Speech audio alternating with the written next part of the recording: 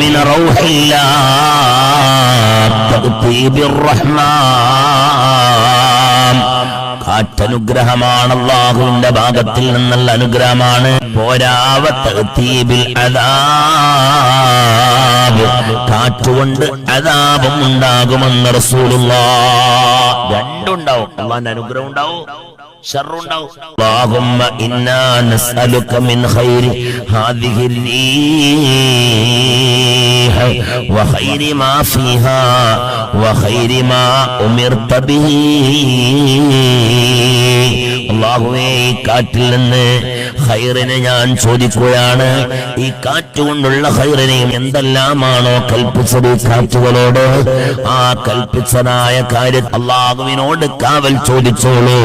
ഒരിക്കലും കാറ്റുകളെ ആക്ഷേപിക്കരുതെന്ന് പുണ്യ നബി മുഹമ്മദ് മുസ്തഫ